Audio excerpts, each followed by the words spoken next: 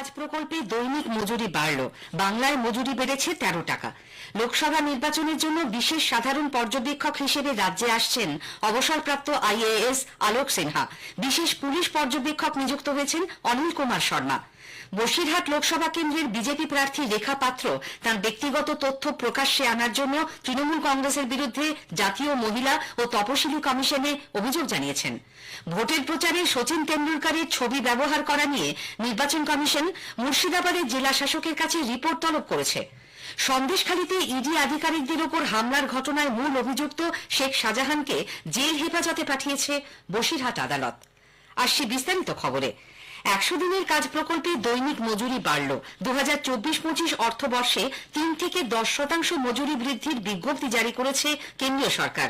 সংশোধিত হার অনুযায়ী পশ্চিমবঙ্গে এমজি নারেগায় কাজ করলে এখন থেকে মিলবে 250 টাকা। হরিয়ানায় বর্ধিত মজুরি হবে 374 টাকা, গোয়ায় 356, কর্ণাটকে 349, কেরালায় 346 এবং পাঞ্জাবে 322 টাকা। কেন্দ্রীয় গ্রামোন্নয়ন মন্ত্রক জানিয়েছে আগামী 1 এপ্রিল থেকে মজুরি বৃদ্ধির বিজ্ঞপ্তি কার্যকর হবে। আদর্শ আচরণবিধি বলবৎ থাকায় নির্বাচন কমিশনের অনুমতি নিয়েই এই বিজ্ঞপ্তি জারি করা হয়েছে। লোকসভা নির্বাচনে এ রাজ্যের জন্য বিশেষ সাধারণ পর্যবেক্ষক হিসেবে নিযুক্ত হয়েছেন অবসরপ্রাপ্ত আইএএস অফিসার আলোক সিনহা। প্রাক্তন আইপিএস অনিল কুমার শর্মা বিশেষ পুলিশ পর্যবেক্ষক হিসেবে রাজ্যে আসছেন। উল্লেখ্য, গত বিধানসভা নির্বাচনেও অনিল শর্মা বিশেষ পুলিশ পর্যবেক্ষকের দায়িত্ব সামলেছিলেন। নিয়ম অনুযায়ী তিনি বিশেষ পর্যবেক্ষক আলোক সিনহার কাছে রিপোর্ট পেশ করবেন। উত্তর 24 পরগনার বসিরহাট লোকসভা কেন্দ্রের বিজেপি প্রার্থী রেখা পাত্রর ব্যক্তিগত তথ্য প্রকাশ করা নিয়ে সোশ্যাল মিডিয়ায় তৃণমূল কংগ্রেস এবং জাতীয় মহিলা কমিশনের প্রধান রেখা শর্মার মধ্যে বাকযুদ্ধ শুরু হয়েছে। সন্দেশখালীর প্রতিবাদী মুখ রেখার স্বাস্থ্যসাথী কার্ডের ছবি এক্স হ্যান্ডেলে পোস্ট করে তৃণমূল কংগ্রেস তার বিরুদ্ধে দ্বিচারিতার অভিযোগ করে। তৎক্ষণাৎ তার জবাবে রেখা শর্মা ওই সোশ্যাল মিডিয়া প্ল্যাটফর্মে লেখেন, স্বাস্থ্যসাথীর সুবিধা মুখ্যমন্ত্রী নিজের টাকা থেকে নয়, রাজ্যের নাগরিকদের করের টাকা থেকে দিচ্ছেন। তৃণমূল কংগ্রেসের আচরণ দেখে মনে হয় রাজ্যটা মমতা ব্যানার্জির মালিকানাধীন।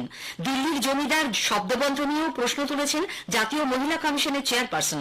পাল্টা তৃণমূল কংগ্রেস বলেছে, বাংলা থেকে কর বাবদ 4,60,000 কোটি টাকা নিয়ে গিয়ে গুরুত্বপূর্ণ প্রকল্প বাবদ 1,60,000 কোটি টাকা আটকে রাখার জন্যই কেন্দ্রীয় সরকারকে দিল্লির জমিদার আখ্যা দিয়েছে তারা। রেখা পাত্রর ব্যক্তিগত তথ্য ফাঁসের অভিযোগ করে বিজেপির আইটি সেলের প্রধান অমিত মালব্য এক্স হ্যান্ডেলে বলেছেন, এই তথ্য প্রকাশ্যে আসার ফলে যদি কোনো অঘটন ঘটে তাহলে তার দায় নিতে হবে তৃণমূল কংগ্রেসকে। এ ব্যাপারে অবিলম্বে উপযুক্ত পদক্ষেপ করার জন্য তিনি নির্বাচন কমিশনের কাছেও আবেদন জানিয়েছেন।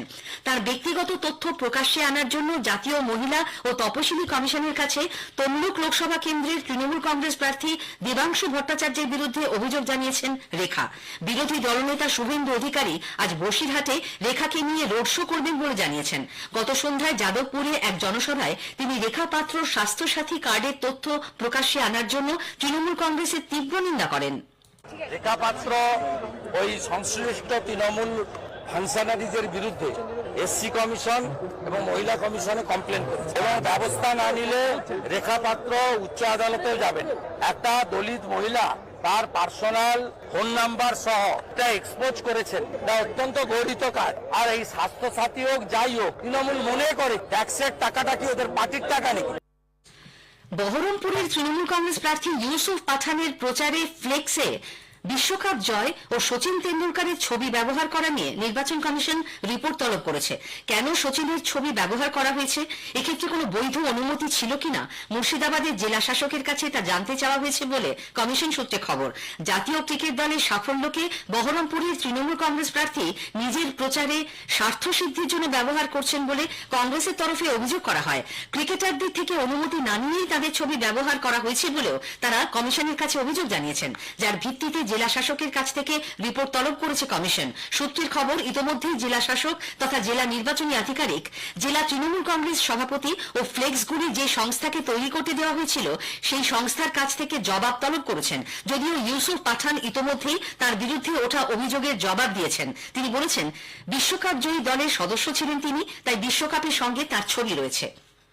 মালদা উত্তর কেন্দ্রের বিজেপি প্রার্থী খগেন মুর্মুর বিরুদ্ধে রাজ্যের মুখ্য নির্বাচনী আধিকারিকের কাছে আদর্শ আচরণবিধি লঙ্ঘনের অভিযোগ জানিয়েছেন ওই কেন্দ্রের তৃণমূল কংগ্রেস প্রার্থী প্রাক্তন আইপিএস প্রসূন বন্দ্যোপাধ্যায়। আরিজ আফতাবকে লেখা চিঠিতে তিনি বলেছেন, সরকারি অফিসারদের সঙ্গে গোপনে তার বৈঠক হয়েছে বলে যে দাবি করেছেন বিজেপি প্রার্থী তা সম্পূর্ণ অসত্য এবং ভিত্তিহীন। স্থানীয় শারীরিক প্রতিবন্ধকতা আছে এবং 85 বছর বা তার বেশি বয়সী ভোটারদের দ্বিতীয় দফার নির্বাচনে হোম ভোটিং এর জন্য আবেদনের শেষ তারিখ 2 এপ্রিল। কলকাতায় গতকাল